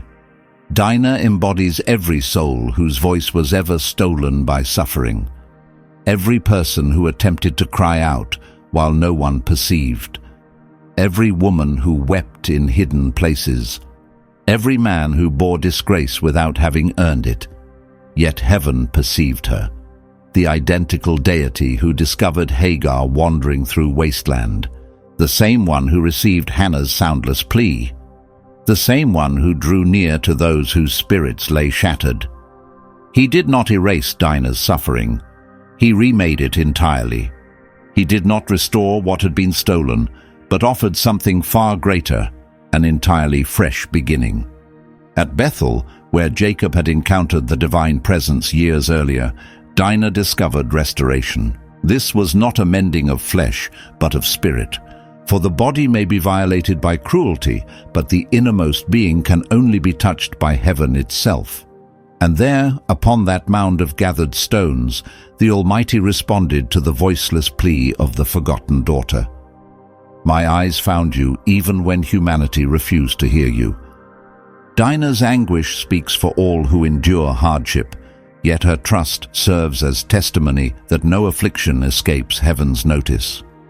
He reshapes humiliation into expectation, voicelessness into proclamation, injuries into wellsprings of tender mercy. Many examine this account and recall only the brutality of Simeon and Levi, yet the authentic wonder lies not within the blade, but within endurance. Dinah continued breathing, and for her, simply existing became the supreme expression of devotion. She instructs us that true vindication means not annihilating those who wounded us, but pressing forward, restored from within, until the Almighty Himself becomes our solace. When we examine the burdens we shoulder today, we may recall Dinah, for she represents all who suffer yet refuse surrender, all who lost something precious yet discovered heaven amid the wreckage, all who have come to understand that sacred compassion overwhelms any disgrace. And should the world attempt to steal your voice, hold Dinah in your memory. Her quietness resonated across generations, and within that resonance, heaven itself declared his presence. The hidden truth within Dinah's account is simply this: her voicelessness became the instrument heaven selected to proclaim to all creation that he never deserts those who are wounded. A closing reflection for our journey. Existence may inflict harm, seasons may render us mute, humanity may erase our memory, yet a deity exists who perceives what remains unspoken, who comprehends what defies explanation, and who transforms every fallen tear into a doorway toward renewal. Whatever burden weighs upon you, carry it to the sacred place. For at Bethel, Dinah's deity continues his healing work, continues speaking, and continues transforming silence into deliverance. Should this account have moved you, additional narratives of Scripture and remarkable figures will appear before you. Select them to journey deeper into these chronicles of devotion and triumph over adversity. And naturally, remember to join our community and offer your appreciation. May heaven accompany you always. Amen.